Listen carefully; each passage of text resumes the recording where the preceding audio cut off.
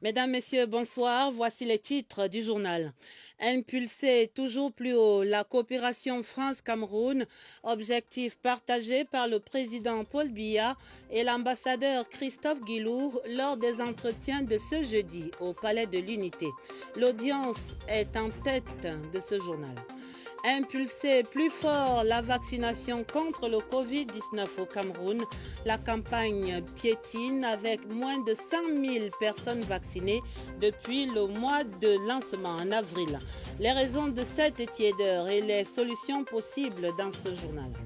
Et puis, impulsion donnée enfin à l'équipe du Cameroun au 17e tour cycliste international. Clovis Kamzon Abosolo est maillot jaune ce jeudi au terme de l'étape cruciale d'Ouala-Kribi. Nous irons vivre la fin de ce signe indien en page des sports vers la fin du journal. Voilà pour les titres. Développement après ce message.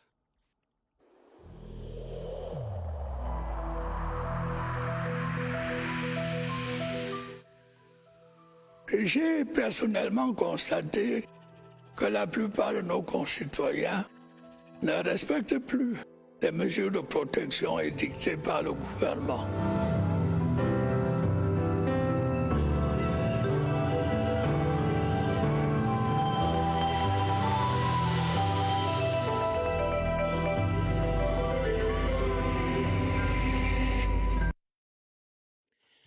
France-Cameroun, le renforcement et l'intensification du partenariat stratégique entre les deux pays évoqués ce jeudi au Palais de l'Unité au cours de l'audience accordée par le chef de l'État à l'ambassadeur de France, son Excellence Paul Biya et son hôte, son Excellence Christophe Guilloux, se retrouvent quelques 2 semaines après le sommet de Paris sur le financement des économies africaines, un sommet auquel le Cameroun était convié par le président français Emmanuel Macron.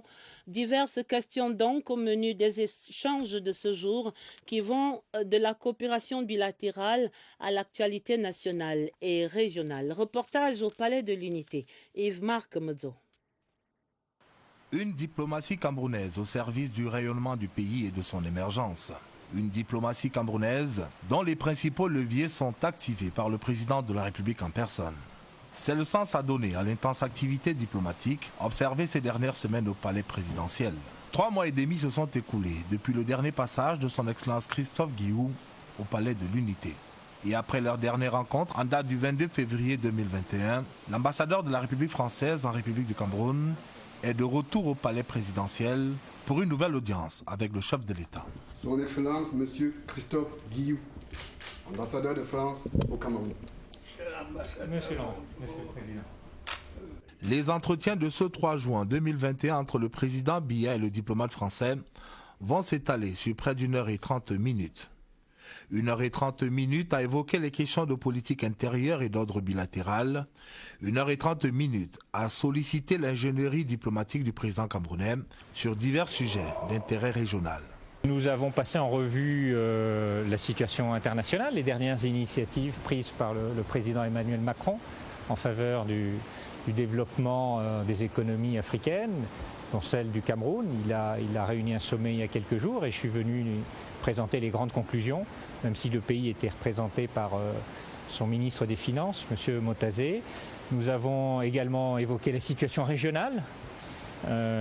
Et puis enfin nous avons parlé de la situation ici au Cameroun et les relations d'amitié, la coopération ancienne et profonde entre nos deux pays, la France et le Cameroun. Quoi de plus normal que l'hôte du président Biya en sorte, comme à l'accoutumée, satisfait de ses entretiens avec le numéro 1 camerounais.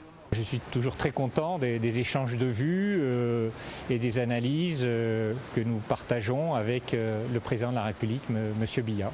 C'est donc naturellement habité par le sentiment d'avoir permis à la France et au Cameroun de franchir un pas supplémentaire dans la relation confiante qui existe entre les deux pays que le diplomate français va quitter le palais de l'Unité. À présent, le point de la campagne nationale de vaccination en cours contre le Covid-19 à travers les 10 régions. L'opération lancée le 12 avril affiche, on va dire, seulement 63 000 personnes vaccinées au compteur de ce 3 juin 2021, très loin en deçà des 800 000 personnes projetées pour cette première phase. Un gap abyssal donc de plus de 700 000 vaccins en attente de candidats. Pourquoi la vaccination anti-Covid-19 ne décolle-t-elle pas? Tentative de réponse, c'est dans cette enquête de Martine Noël Ndengue. La vaccination contre le Covid-19 gagne peu à peu le corps social camerounais, même si c'est à dose mesurée. Nous espérions vacciner pour cette première phase de vaccination environ 800 000 personnes et actuellement nous sommes seulement à 63 000 personnes. Les cibles potentielles traînent le pas pour des raisons diverses, mais rien n'est encore perdu. On ne peut même pas me faire vacciner parce que tu ne sais pas ce qu'on va t'injecter. Je suis même prêt à me faire vacciner. Là où il est disponible, je ne sais même pas déjà, je ne suis pas au courant. Le renforcement de la communication autour de cette campagne de vaccination est plus que nécessaire et le Cameroun a des partenaires de poids. Le Cameroun bénéficie également des orientations d'ordre stratégique qui viennent de notre siège au niveau du bureau régional de Brazzaville, mais également du siège à Genève. Et par exemple, aujourd'hui, il est question de faire le plaidoyer d'obtenir 20 millions de doses dans les 6 semaines qui viennent dans la région africaine pour permettre aux personnes qui ont reçu la première dose de vaccin d'obtenir la deuxième. La pandémie est loin d'être vaincue. Malgré la stabilité observée, le danger Covid-19 rôde toujours. Et il faut dire que même l'ouverture de la sélection, ouverte donc et engagée au-delà même des professionnels de la santé publique jusqu'aux personnes vulnérables et celles âgées de plus de 18 ans, ces encouragements n'ont guère réussi à impulser cette campagne contre le coronavirus. Il faudrait peut-être donc associer des outils de marketing et de communication sociale à cette opération. Ce sont là des idées émises par des experts rencontrés ce jeudi à Yaoundé par notre reporter Oswald Modon. Leur diagnostic est sans équivoque. De l'avis des experts en communication et en marketing, les chiffres de la vaccination contre le Covid-19 qui ne décollent pas au Cameroun sont l'œuvre d'agents pathogènes clairement identifiés.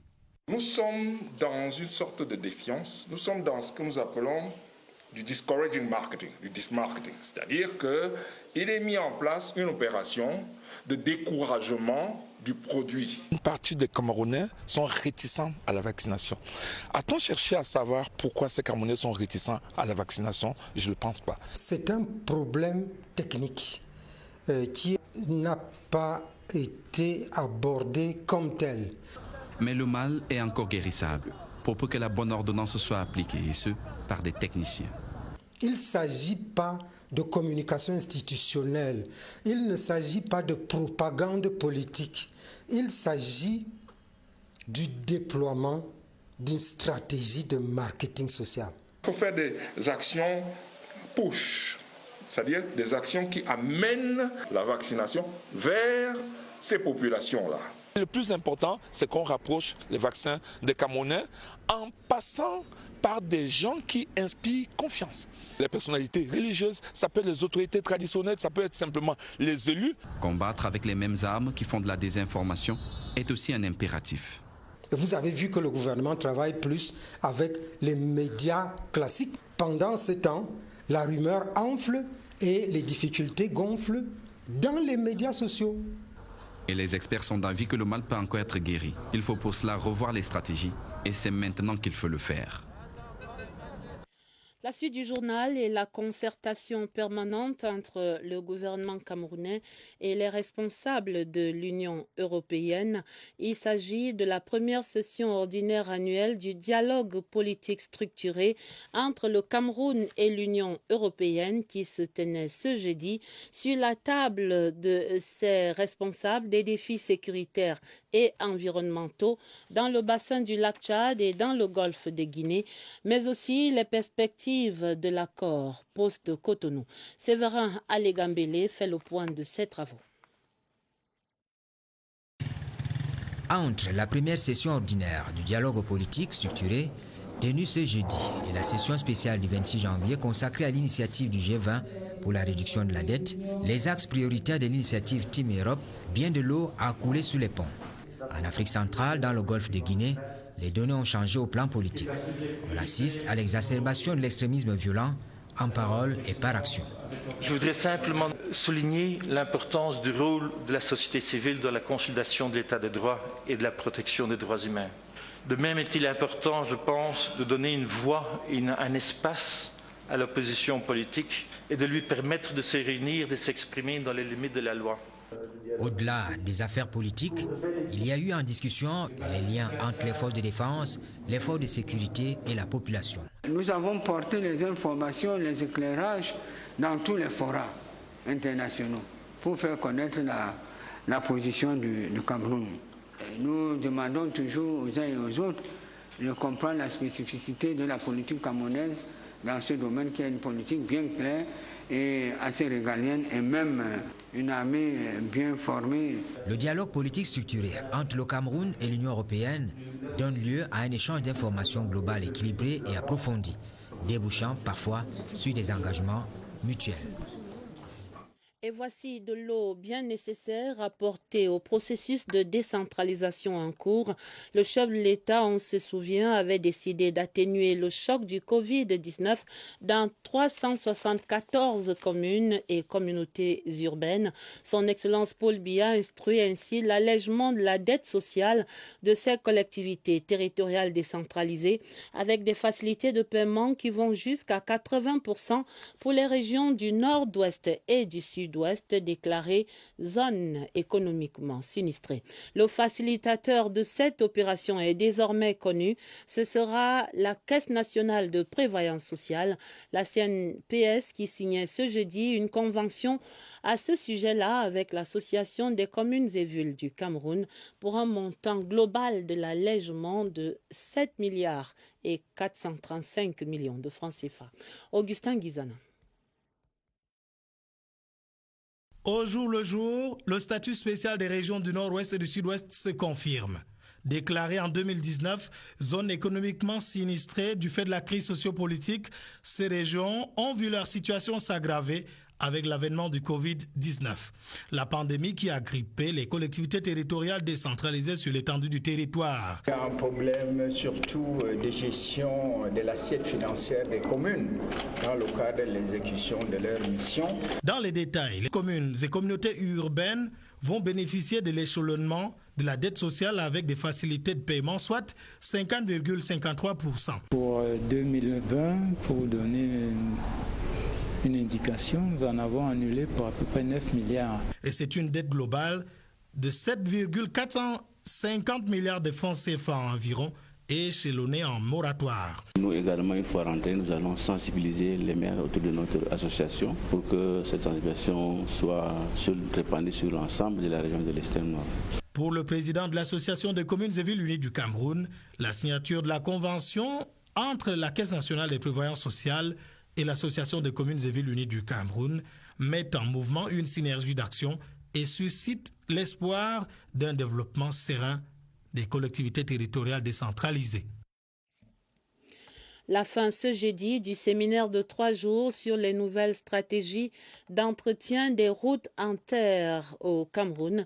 La session de formation organisée par le ministère des Travaux publics vise la réduction des coûts et la qualité même de ces travaux. Rodrigue Bertrand-Tueno décrit ici ce qui va donc changer sur nos routes en terre. La nouvelle stratégie d'entretien durable des routes en terre recherche la prorogation de leur durée de vie après un entretien à prix bas. Pour cela, 3 axes d'intervention ont été arrêtés. L'amélioration de la portance du matériau meuble qui constitue la couche de roulement de ces routes par une stabilisation. Ici, des solutions adaptées à chaque environnement climatique et géotechnique ont été envisagées avec un accent sur l'utilisation des matériaux locaux et de produits innovants pour leur stabilisation. Deuxième axe d'intervention, la limitation du trafic par la maîtrise et le contrôle des conditions de circulation des poids lourds. La bonne gestion des barrières de pluie sera indispensable. Dernier axe d'intervention, la maîtrise et une limitation de l'influence des conditions climatiques. Ici, l'accent sera mis sur l'assainissement et le drainage pour empêcher l'eau, principal ennemi de la route, de sévir. Tous ces éléments seront contenus dans un guide. La mise en œuvre de cette stratégie permettra la traficabilité en toute saison des 113 716 km de route en terre du Cameroun avec une vitesse de référence de 60 km/h. Le dossier des régions ce jeudi prend ses quartiers dans le septentrion avec sur le banc des accusés la contrebande et la contrefaçon, de véritables gangrènes pour les économies locales et nationales. Le phénomène fait perdre maintenant plusieurs milliards annuellement à l'État. Direction la région du Nord pour une photographie exacte de ce fléau et de ses graves conséquences. C'est dans cette enquête que signe Luc Periwanji à Garoua. C'est à bord des voitures banalisées comme celle-ci que des tonnes de marchandises, parfois de qualité douteuse, rentrent chaque jour et par des voies dérobées avant d'inonder les marchés de la région du Nord. Et dès qu'on saisit ce véhicule, le contrebandier abandonne carrément le véhicule à la douane. La contrebande, véritable vermine, pas un seul secteur de l'économie n'est épargné. Vous rentrez dans l'activité comme la téléphonie mobile, le secteur de l'habillement, des assiettes même. Tout ça, il y a de la contrebande. Si l'on en croit les chiffres de la délégation régionale du commerce et ceux de la douane camerounaise, plus de la moitié des marchandises vendues dans le Nord, au moins 80% de produits agroalimentaires, seraient issus de la contrebande. Par jour, c'est plus de 80 stallettes qui entrent dans la ville. Quand le volume de contrebande qui dépasse ce qui passe sur la route légale, vous voyez que beaucoup de choses entrent. Ici, au poste de douane de Gashiga, sur la route qui mène à la frontière avec le Nigeria, les pertes que génère cette activité illicite sont absolument colossales. Elles s'évaluent en milliards. Ce bureau qui fait disons, presque 2 milliards par an, pouvait faire même plus de 5 milliards. Avec souvent des complicités connues et reconnues dans la chaîne de surveillance des frontières, la contrebande a pris de l'ampleur et fragilise chaque jour un peu plus le tissu industriel local et plus globalement l'économie nationale. Précisons tout de même à votre suite, Luc Perry, que cette lutte contre la contrebande et la contrefaçon dans la capitale régionale du Nord est heureusement au cœur même des préoccupations des pouvoirs publics là-bas. Des actions sont menées quotidiennement sur le terrain et des actions qui mobilisent différentes administrations avec à la clé des résultats et des efforts qui s'intensifient également pour protéger la santé des populations et préserver ce tissu industriel et économique. Claver Pascal Ndanga décrit ces efforts en cours. Le renforcement du dispositif de contrôle et de surveillance dans les frontières de la région du Nord permet de traquer les contrebandiers. L'alerte est maximale et nous avons des résultats. C'est grâce donc à l'engagement de nos agents, grâce aussi à l'apport très déterminant de la mission spéciale Alcomi Zone 3. Face à un combat qui semble rude, plusieurs administrations sont mobilisées. Dans nos différentes missions, surtout avec la poursuite de l'opération Adano, il y a un accent particulier qui est mis sur la lutte contre ce phénomène, le trafic des produits de contrebande. Les opérations coup de poing sont régulièrement organisées par la délégation régionale du commerce pour le Nord, question de démanteler les réseaux de contrefaçon. Ce que nous faisons d'habitude, c'est d'effectuer des contrôles et quand ces produits sont rencontrés, n'est-ce pas, les auteurs de cette importation sont sanctionnés conformément aux lois et règlements de la République. De nombreuses actions et initiatives menées sur le terrain pour tordre le cou à ces phénomènes qui fragilisent le tissu économique régional et mettent en danger la santé des populations. Tapis rouge ce jeudi à un représentant de l'autorité traditionnelle à l'immeuble Étoile. Le Premier ministre chef du gouvernement, Joseph John Ngouté, a reçu en audience le lamido de Ngaoundéré, Mohamedou Hayatou Issa. Au centre de ces échanges, le relèvement du plateau technique sanitaire dans la région de la Damawa, entre autres sujets. Le compte-rendu de cette audience, Laurentine Bokono. L'une et l'autre personnalité appartiennent à l'institution traditionnelle. Mais au-delà, le dialogue reste permanent entre le gouvernement de la République et l'institution traditionnelle dans le fonctionnement des institutions du Cameroun. Selon certaines indiscrétions, des dossiers d'importance tenaient à cœur le lamido de Ngaoundéré, Sa Majesté El Hadj Mohamedou Hayatou Issa, le relèvement du plateau technique sanitaire de la région de la Damawa, les problèmes routiers, l'utilisation du potentiel humain, entre autres sujets évoqués au cours de l'audience avec le Premier ministre chef du gouvernement, Chief Dr Joseph John Ngouté. Le lamido est ainsi motivé par le pouvoir sacré dont dispose l'autorité traditionnelle dans notre pays et son implication dans la conduite des questions de développement de la nation. Au trône depuis le 10 avril 1997, Sa Majesté El Hadj Mohamedou Hayatou Issa est le 18e lamido de la lignée de Issa Yaya Maïgari, son père qui l'avait investi en 1997. Bientôt 50 ans pour le Centre national de réhabilitation des personnes handicapées Paul-Émile Léger. Ici à Yaoundé, les préparatifs de la célébration qui se déroule du 14 au 19 juin étaient lancés ce jeudi au cours d'une conférence de presse donnée par le directeur général de cette institution. Le docteur Alexandre Manga explique ici le sens de cet événement.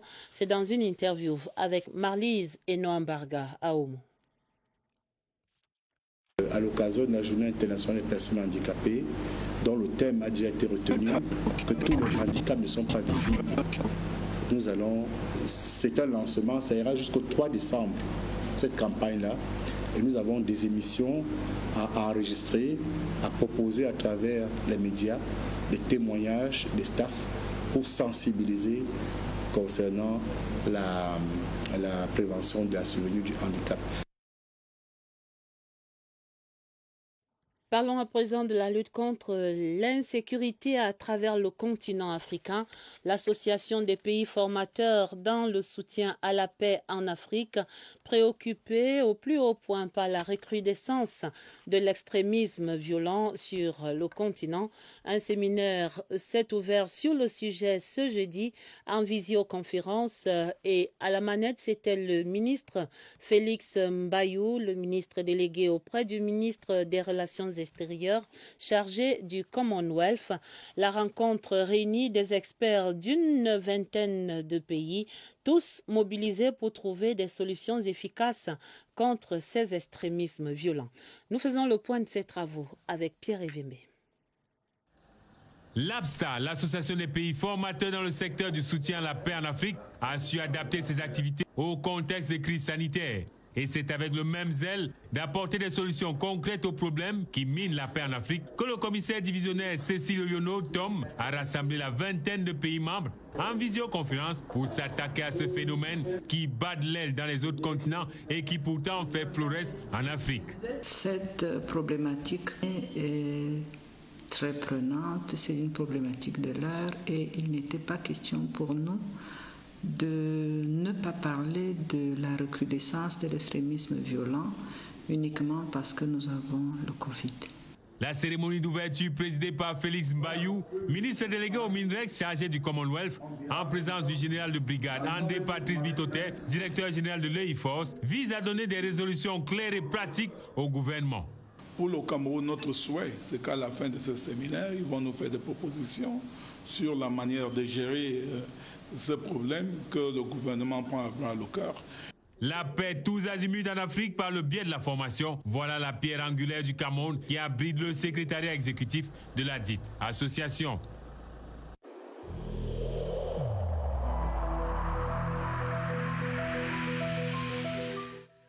Je vous exhorte de nouveau à porter vos masques, à vous laver régulièrement les mains et à faire appel à un médecin ou à tout autre personnel de santé au cas où des symptômes apparaissent. C'est le seul moyen de préserver les vies et de freiner la propagation du virus.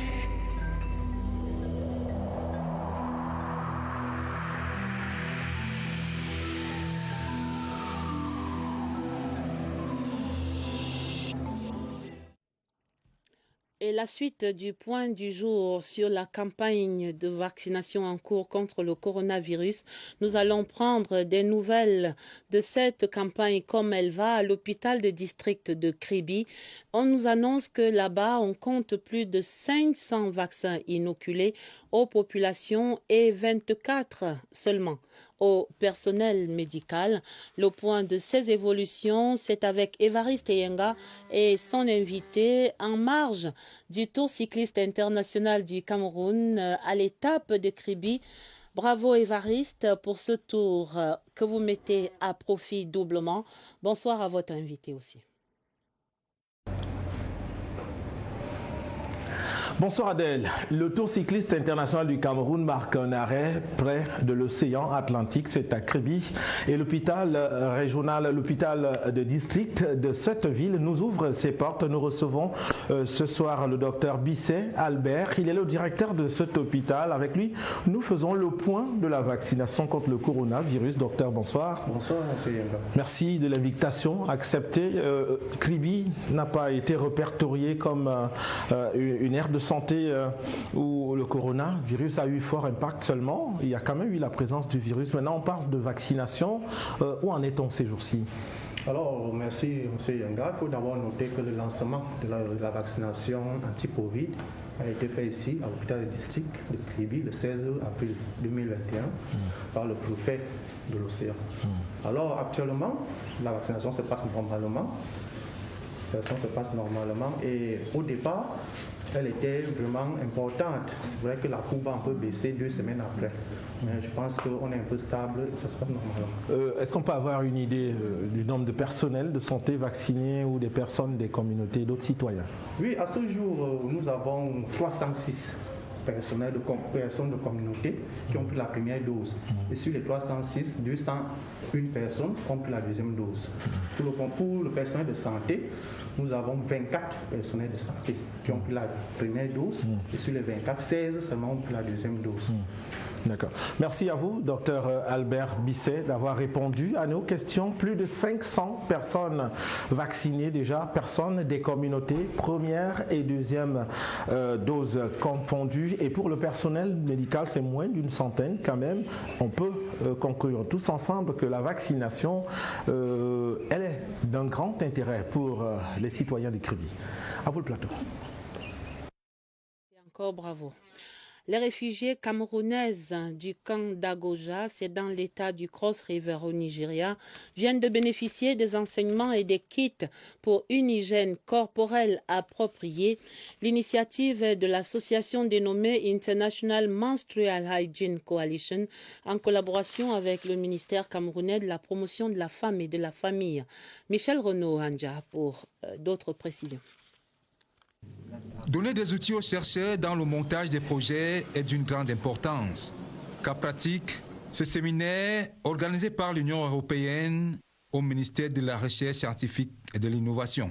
Les formateurs ont mis particulièrement un accent sur comment enregistrer et maintenir la page de nos différents instituts sur la plateforme de l'Union européenne, de manière à pouvoir avoir une structure beaucoup plus compétitive. Au cours des échanges avec les chercheurs, le docteur Madeleine Chuente, chef de ce département ministériel, a salué pour l'occasion le projet de recrutement de 150 chercheurs, opération pilotée conjointement par le ministère de la fonction publique et celui de la recherche scientifique. Ça fait presque 5 ans que le chef de l'État nous a donné l'autorisation de recruter 1000 chercheurs.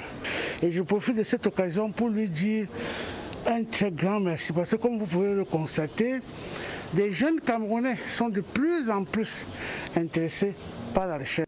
Le docteur Madeleine Chuente a pour l'occasion effectué une visite au sein de la commission de collecte des dossiers de candidature avec comme date limite de dépôt le 18 juin prochain. C'était bien Michel Renaud-Ohanja, mais sur cet atelier de 6 jours qui s'adresse aux chercheurs porteurs des projets financés par l'Union européenne et à travers le ministère camerounais de la recherche scientifique et de l'innovation. Nous allons donc retrouver maintenant ce récit sur le don de kits d'entretien corporel et d'hygiène corporelle offerts aux réfugiés camerounaises du camp d'Agoja au Nigeria, qui viennent donc de bénéficier également des enseignements de cette ONG dénommée International Menstrual Hygiene Corporation. C'est avec Michel Renaud-Ohanja et le bon reportage. Des déplacés d'Agoja dans l'état de Cross River au Nigeria abritent de nombreuses femmes déplacées d'origine camerounaise. L'hygiène menstruelle et le suivi de la santé reproductive chez ces femmes est un véritable problème de santé. Grâce à un partenariat entre le ministère de la Promotion de la Femme et de la Famille et l'association dénommée International Menstrual Hygiene Coalition, mise sur pied par Wolisane Mokwe, ces femmes déplacées ont reçu des kits pour une hygiène appropriée. Cette action conjointe s'inscrit dans la promotion des droits des personnes déplacées tout en leur permettant de gérer leur période menstruelle dans l'intimité, la sécurité et dans la dignité. Les arts et la culture au service du développement au Cameroun, le sujet est passé au crible de la représentation nationale, une session de 2 jours d'échange organisée entre la Commission des affaires culturelles, sociales et familiales de l'Assemblée nationale et des organes dirigeants au ministère des Arts et de la Culture. Rencontre ouverte ce jeudi au Musée national. L'objectif de la rencontre est précisé par le ministre Bidong Pat lui-même dans ce reportage que signe Serge Atangana-Bissot. Dans les jardins et allées du musée, l'éventail des aptitudes et compétences du ministère. Et dans la salle des pas perdus, le constat d'une tragédie, dégâts collatéraux Covid-19. Annulation d'événements culturels, de suspension de contrats professionnels, les fermetures provisoires des salles de spectacle et la pandémie perdue. Décor planté pour cette inspection parlementaire, une activité statutaire avec le vote des lois. Les arts et la culture de par le monde, c'est 50% des métiers émergents. Réalité renforcée par le drame Covid-19. Ici aussi, quelques idées à présenter durant les 2 prochains jours. L'amélioration de la compétitivité des entreprises culturelles et de leurs produits de développement de l'innovation dans les chaînes de valeur de filières. Le développement des nouveaux marchés sont les interpellations constantes. Les arts et la culture ne sont plus des œuvres sociales, mais désormais des biens et services. Les nouvelles missions se résument en 2 chiffres. Viabiliser 70 sites touristiques et attirer 3,5 millions de touristes, au moins d'ici 2030. On est avec ceux qui votent les crédits pour 2 jours. Il est permis de rêver, voir le budget dépasser la barre des 4 milliards l'an. Infranchissable depuis 8 ans. Le salon du mobilier Made in Cameroun, lui, se prépare et il sera sponsorisé par la Grande-Bretagne. L'événement met en valeur les produits fabriqués à partir des bois d'origine légale et il aura lieu du 29 juin au 6 juillet à Yaoundé. Le commissaire de Grande-Bretagne au Cameroun est allé donner les assurances du soutien de son pays ce jeudi au ministre des Petites et Moyennes Entreprises. Sur ce sujet et sur d'autres encore, je vous propose d'entendre le haut-commissaire, son Excellence Christian Denis McClure. C'est dans cet extrait sélectionné par Étienne Pascal Azeg. Nous avons discuté l'importance de la protection de l'environnement et l'équilibre avec le développement durable. Ces discussions, c'est dans le contexte de la COP26 que le Royaume-Uni organise cette année, en novembre, à Glasgow, pour l'avancement de la protection de la biodiversité et l'avancement de la lutte contre le changement climatique dans le niveau mondial. Le Gabon sollicite les investisseurs camerounais. C'est dans le cadre du plan d'accélération et de transformation de son économie. C'est un emprunt obligataire qui est ainsi lancé. Le ministre de l'économie et de la relance au Gabon était à Douala hier 2 juin pour saluer l'engagement des investisseurs camerounais lors des précédents emprunts, mais aussi pour inciter d'autres acteurs économiques à investir dans la relance de l'activité économique dans son pays. Alvin Baonganzie est à Douala. Il s'agit de l'emprunt EOG 6% net 2021-2026. C'est le 6e emprunt obligataire lancé par l'État gabonais et dont le montant à recouvrir s'élève à 175 milliards de francs CFA. Les fonds levés devront servir à soutenir différents volets de l'effort de relance économique post-Covid. Des emprunts dans le cadre de domaine des infrastructures, les infrastructures sanitaires, parce qu'aujourd'hui, ce sont ces infrastructures qui doivent être aux normes pour pouvoir lutter contre la Covid, premièrement. C'est également les infrastructures ferroviaires, secteur moteur, que sont les mines et autres, doivent être accompagnées par la mise aux normes de nos secteurs de transport. Ce 6e emprunt obligataire s'inscrit dans la continuité pour la réalisation des projets entamés. Le 6e emprunt pour l'État gabonais est fondamental. Il intègre un pan très important de la relance économique qui est prévu au Gabon en 2021. Cet emprunt va financer des projets dans des secteurs très importants, mais surtout, il va aussi permettre de payer des créanciers intérieurs qui étaient en attente depuis des années. Les taux de remboursement de cet emprunt sont très préférentiels pour les investisseurs résidant en zone CEMAC et même en dehors. Comme pour les précédents, les caractéristiques sont les mêmes. C'est 6% remboursable sur 5 ans, pas d'impôt à payer. Le Gabon rembourse très bien et le rendement est satisfaisant. Au cours de la rencontre de Douala, les investisseurs camerounais se sont révélés perspicaces dans leur implication dans le processus de dynamisation du marché financier de la CEMAC. La page des sports et des nouvelles du 17e Tour cycliste international. Le maillot jaune enfin camerounais, Clovis Kamzon Abesolo, a enfilé la couleur magique en battant de précédents maillots jaunes. Il s'impose ainsi premier au classement général. La 7e étape, la plus longue, Douala-Akribi, a cependant été remportée par un Hollandais. Nous retrouvons sur la route du Tour Évariste Yenga. De Kribi se fait entendre l'hymne national du Cameroun. Clovis Kamzon Abesolo a décroché le maillot jaune. Il est désormais premier au classement général avec 12 secondes d'avance. Très satisfait parce que déjà aujourd'hui il fallait tenter le tout pour aller chercher ce maillot. J'avais 2 secondes, aujourd'hui je suis à 12. Je pense que déjà on a le jaune. On va se mobiliser le personnel pour pouvoir travailler. Et on va se ramener ce maillot dimanche au boulevard du 20 mai. Le Camerounais a infiltré l'échappée dès la sortie de Douala.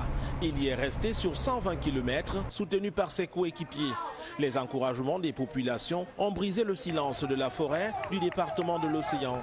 Ils ont roulé sur le plat, sur les ponts et côtoyé le bord de la plage avant le sprint final. À l'arrivée, Clovis est classé 7e d'étape. Mais il a battu de vitesse les 2 précédents maillots jaunes pour mériter le sien qu'il entend défendre. Maillot jaune à défendre dès samedi prochain à l'avant-dernière étape. Départ à Boumniebel et arrivée en Balmayo. Distance 113 km. Jour J-5 pour le championnat africain des nations de handball dames. La sélection camerounaise intensifie bien sûr la préparation, mais avec beaucoup de pression dans la tanière. Il faut rappeler que en 17 participations sur 23 éditions disputées, les Lions n'ont jamais levé ce trophée-là. Et cette 24e édition qui se joue à la maison est celle de tous les défis pour le groupe. Et ce soir, Joseph Gouet Amandeng revisite le palmarès de ces dames.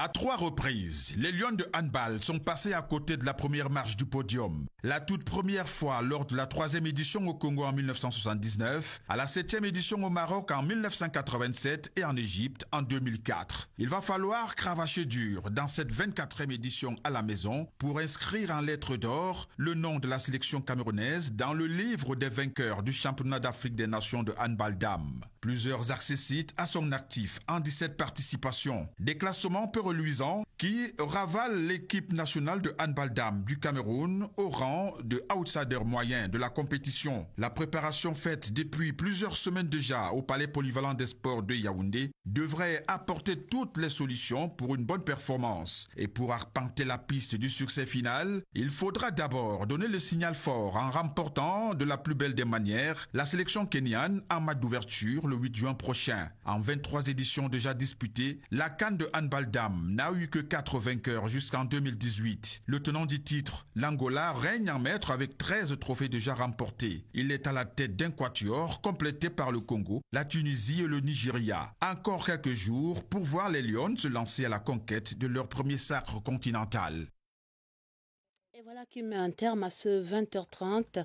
On retient essentiellement cette audience du chef de l'État, son Excellence Paul Biya, à l'ambassadeur de France, son Excellence Christophe Guillo. C'était ce jeudi.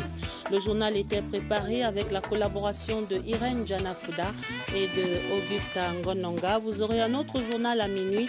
Vous serez en compagnie de Sadou Mamoudou et de Elvis Teke. Retrouvez sur cette antenne dans l'immédiat le magazine La décentralisation en marche au Cameroun pour les éditions du 20h30 du week-end. Dès demain vendredi, vous serez en compagnie de Atta Badine Oumar. Je vous souhaite d'avance un excellent week-end. Très belle soirée sur toutes nos antennes et à lundi, 20h30.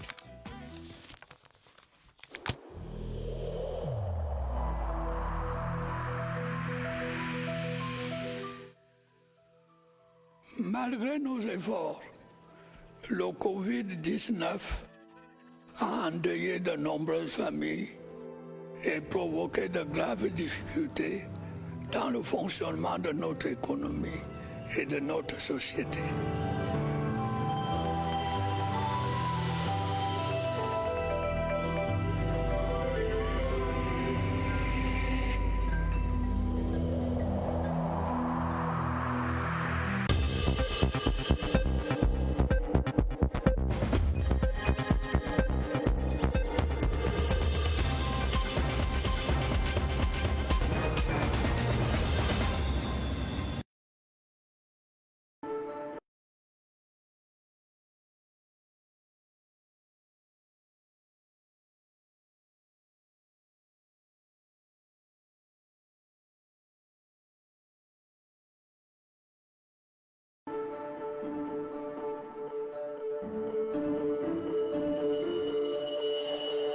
Bonjour mon frère, bonjour.